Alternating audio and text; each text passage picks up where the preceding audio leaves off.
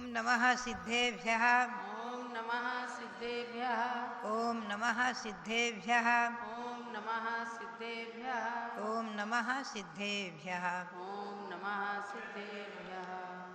महानुभाव, हम और आप सीधे भावों से सर्वोच्च सर्वश्रेष्ठ ज्येष्ठ प्रथम तीर्थंकर युग के आदि अवतार भगवान ऋषभदेव के श्री चरणों में नमन करते हुए ओम ह्रीं श्री ऋषभदेवाय नमः। ओम ह्रीं श्री ऋषभदेवाय नमः। ओम ह्रीं विश्व शांतिकराय श्री ऋषभदेवाय नमः। ओम ह्रीं विश्व शांतिकराय श्री ऋषभदेवाय नमः। ओम ह्रीं श्री शांतिनाथ कुंथनाथ अरेनाथ तीर्थंकरेभ्यो नमः। ओम ह्रीं श्री शांतिनाथ कुंतनाथ रैनाथ तीर्थंकरेभ्यो नमः। ओम ह्रीं चांद्रीचर्या प्रकाशकाय प्रथम तीर्थंकर श्री ऋषभदेवाय नमः। ओम ह्रीं चांद्रीचर्या प्रकाशकाय प्रथम तीर्थंकर श्री ऋषभदेवाय नमः। ओम ह्रीं श्री शांति सागराचार्य परमेष्ठिने नमः। ओम ह्रीं श्री शांति सागराचार्य परमेष्ठिने नमः। महानुभाव, हम और आप जम्बूद्वीप से बहुत दूर चलेंगे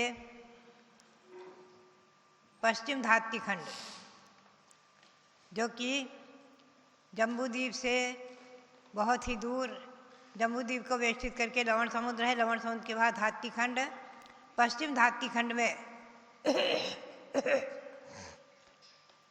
विजय क्षेत्र में भगवान विशाल कीर्ति विराजमान है। 20 तीर्थंकरों में 10वां नंबर इनका है। 9 तक तीर्थंकरों के परिचय मैंने आपको सुनाए हैं संक्षेप में। जैसा कि इन सबका परिचय जो हमें प्राप्त हुआ, उसी के आधार से विधान और स्थिति मैंने बनाई है।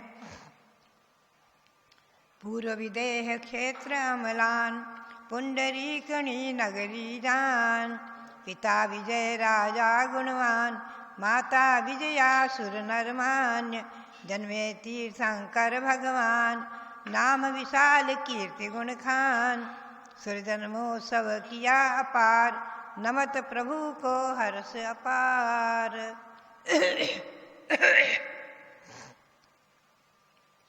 पश्चिम धात्ती खंड में पूर्व विजय क्षेत्र में पुंडरीकनी नाम की नगरी में महाराजा विजय और महारानी विजया, इनके गर्भ से भगवान जन्मे। उनका नाम रखा विशाल कीर्ति। गर्भ कर्नाटक और जन्म कर्नाटक महोत्सव सब इंद्रों ने मनाया है। और ये भगवान सूर्य जन्मोत्सव किया अपार। देवों ने अचल मेरु पर्वत पर और पांडु कमला शिला पर इनका अभिषेक किया है।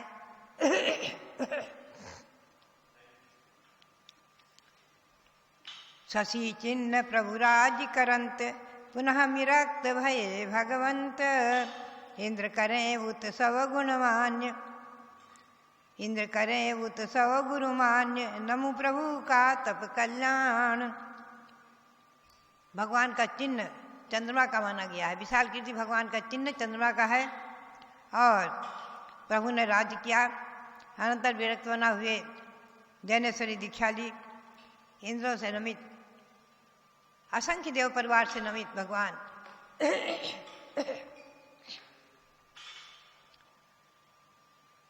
एक ध्यान में रखना है कि देवों की संख्या असंख्यात मानी गई है।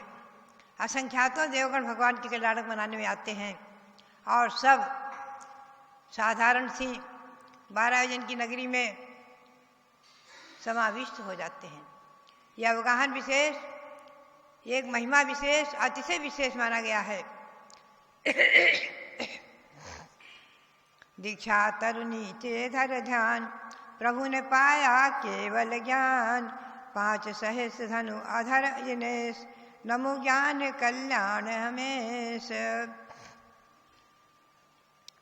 प्रायः ये नियम देखा जाता है कि जिस वृक्ष के नीचे भगवान दीक्षा लेते हैं, उसी वृक्ष के नीचे आकर ध्यान में विराजमान होते हैं और केवल ज्ञान को प्राप्त करते हैं। केवल ज्ञान को प्राप्त होते ही 5000 धनुष ऊपर आकाश में यानी 20,000 हाथ ऊपर आकाश में अधर विराजमान हो जाते हैं और समोसरण की रचना बन जाती है।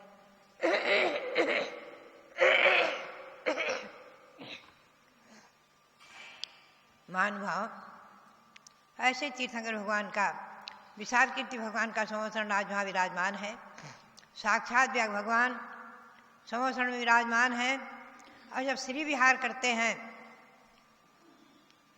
तो देवगण भगवान के चरण कमल के नीचे स्वर्णमयी कमलों की रचना करते हैं।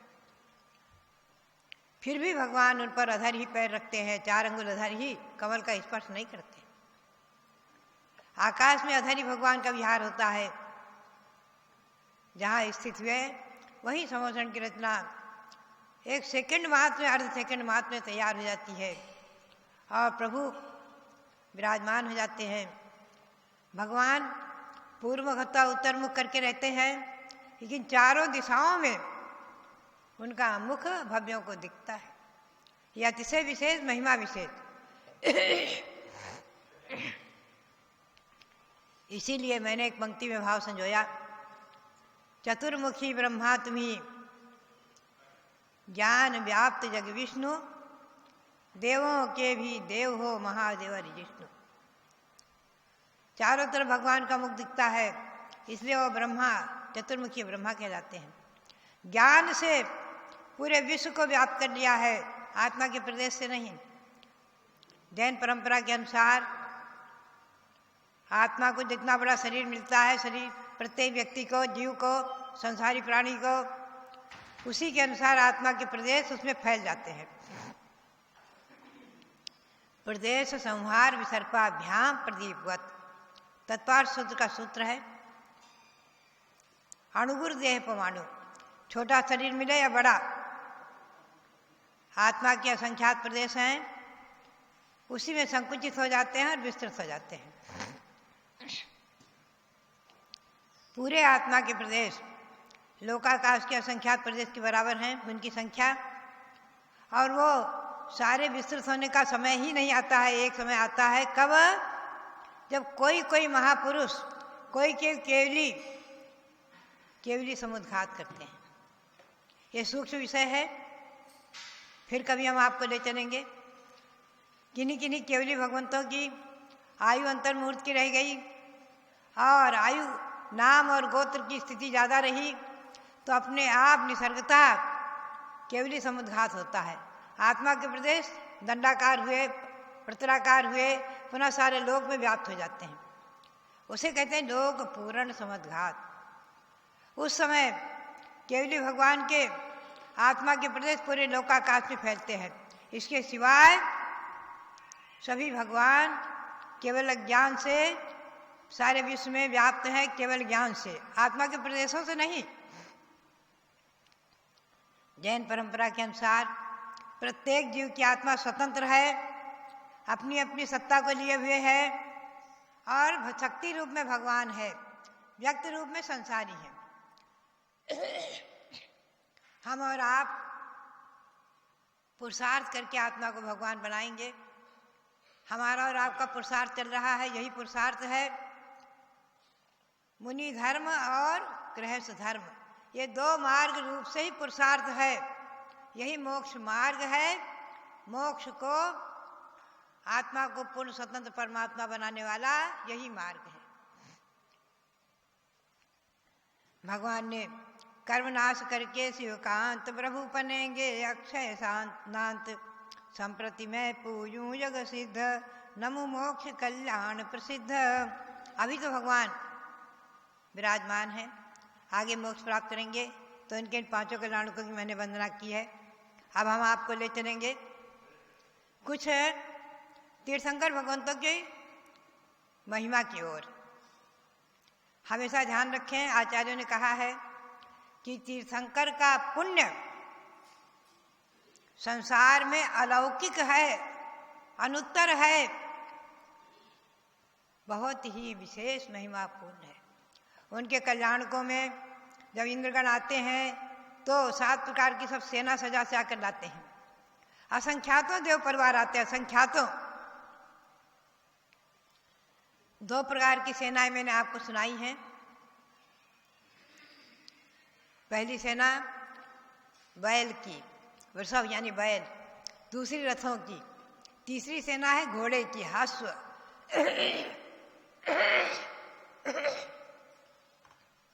मेरे सामने विराजमान है जम्बूद्वीप प्रणति। जम्बूद्वीप प्रणति के आधार से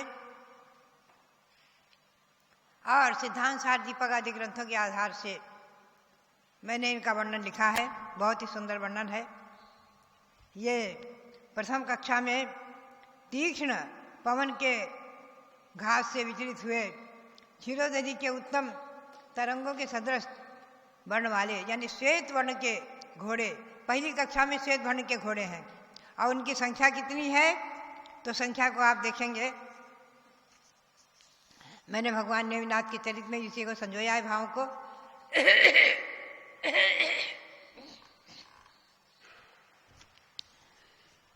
प्रथम कक्षा में 84 लाख उत्तम जाति के घोड़े सफेद वर्ण के होते हैं। दूसरी कक्षा में 1,68,00,000 घोड़े उगते हुए सूर्य के समान लाल वर्ण के होते हैं। तृतीय कक्षा में घोड़े 3,36,00,000 रहते हैं। ये स्वर्ण वर्ण के समान पीले वर्ण वाले हैं, पीले पीले। चतुर्थ कक्षा में घोड़े 6,72,00,000 होते हैं। ये तमाल वृक्ष के समान अर्थात कुछ काले वर्ण के होते हैं। पांचवी कक्षा के घोड़े 13,44,00,000 हैं। ये नील कमल के समान नीले वर्ण वाले होते हैं, नीले नीले। छठी कक्षा के घोड़े 26,88,00,000 हैं। इनका रंग जपा कुश के समान लाल लाल है। सातवीं कक्षा के घोड़े 53,76,00,000 हैं। ये इंद्र नीलमणि के समान वर्ण वाले हैं। ये सब घोड़े धवल चामरों से सहित नाना प्रकार के रत्नाभरणों से विभूषित, चलते समय अपने खुरपुटों से उठती हुई धूलि से पिंजरित, हिनहनाते हुए, गंभीर शब्दों से दिशाओं को मुखरित करते हुए लीला पूर्वक उछलते हुए चलते हैं। इन सभी पर बैठे हुए देव कुमार, देवगण सदृश वेशभूषा से सुसज्जित होकर एक समान वेशभूषा को धारण करते हुए इन्हें चलाते हैं। इनके मध्य में उत्तम उत्तम काहल, मृदंग, पटह आदि बाजे बजते रहते हैं। रत्नमयी पलान इनके ऊपर है। ये घोड़े समुद्र के समान गंभीर शब्द से दिशाओं को व्याप्त करते हुए जिनेंद्र भगवान के जन्म की महिमा में आते हैं।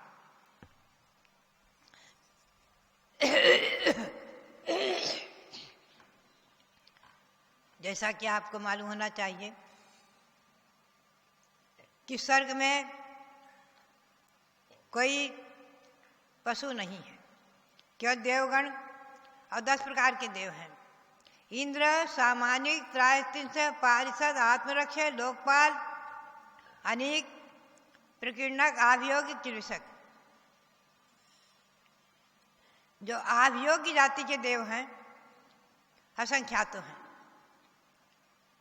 इंद्र की आज्ञा से वही इन वाहन का रूप लेते हैं, घोड़े आदि का रूप लेते हैं।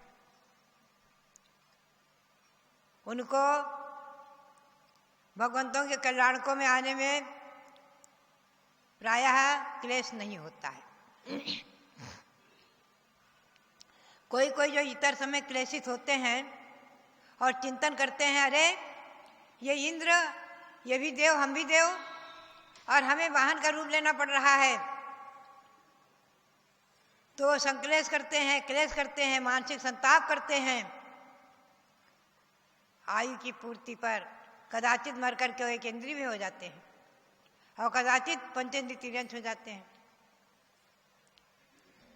श्री राम के यहाँ जो त्रिलोक मंडल नाम का हाथी था, वो स्वर्ग से च्युत होकर देव हाथी हो गया।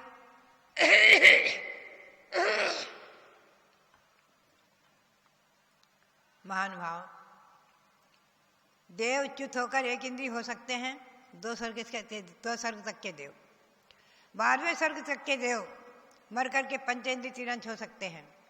आगे के देव मर करके मनुष्य ही होंगे। यह काट्य नियम है। और 16 स्वर्ग तक के देव ही मनुष्य लोक में आते हैं। अहमिंद्र जो हैं 9 ग्रेवेक के, 9 अनदिश के, 5 अनुत्तर के, ये अहमिंद्र वहीं से भगवंतों को नमन करते हैं, वहीं से स्तुति करते हैं, भक्ति करते हैं और चर्चा करते हैं। लेकिन वापस मध्यलोक में उनके भ्रमण का अभाव है, उनका गमनागमन मध्यलोक में नहीं होता है। ये प्राकृतिक नियम कोई तीर्थंकर भगवंतों ने, कोई ईश्वर ने जैन परंपरा में नियम बनाए नहीं है, बताए हैं। जैन परंपरा में कोई सृष्टि के कर्ता नहीं है। ये सृष्टि, ये 3 लोक की रचना, ये स्वर्ग आदि की रचना, चारों गति की रचना अनादि है, अनंत है। इसका ना अंत है ना आदि है। हम और आप सभी इसी में 84 लाख योनियों में परिभ्रमण कर रहे हैं। इन्हीं में से जो देव कुछ जाति स्मरण से, कुछ भगवंतों की महिमा देख देख करके सम्यक दर्शन ग्रहण कर लेते हैं, अपनी सम्यक्त से अपनी आत्मा को विभूषित करते हुए और अपने संसार के भावों का अंत कर देते हैं। असंख्यातों देव सम्यक दृष्टि है। भवनवासी में, व्यंतर देवों में, ज्योतिषी में और कल्पवासियों में असंख्यातों देव सम्यक दृष्टि है। तिलक प्रणति ग्रंथ में आया है कि भगवान के समोसरण में 12 सभाओं में जो देवगण बैठते हैं, देवियां बैठती हैं, सब सम्यक दृष्टि है। नियम है समोसरण में अभव्य, मिथ्या दृष्टि और असंगी नहीं रहते हैं, ये नियम है। पाखंडी, शूद्र आदि भी नहीं रहते हैं। त्रैवर्णिक और जो विकलांग भी हैं, विकलांग यानी कोई अंधे हैं, कोई बहिरे हैं, कोई लंगड़े हैं, कोई लूले हैं, लेकिन भगवान की भक्ति से जो समोसरण में पैर रखते हैं सीढ़ी पर, सब स्वस्थ होकर के और सब सांगो पांग हो जाते हैं। ये महिमा है समोसरण की।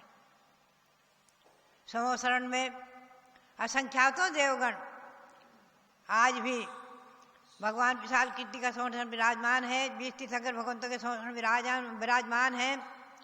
शास्त्रों में लिखा है कम से कम यदि तीर्थंकर होंगे 2.5 द्वीप में तो 20, और अधिकतम होंगे तो आपको संख्या मैंने एक बार बताई है, कोई बताएंगे कितनी संख्या है अधिकतम? 170, क्योंकि 2.5 द्वीप में 170 कर्मभूमि है। मैंने आपको जम्बू द्वीप में 34 कर्मभूमि बताई। 34 कर्मभूमि के नाम आप याद रखें, एक भरत की, एक ऐरावत की और 32 विदेहों की। विदेह क्षेत्रों के नाम भी रट लें।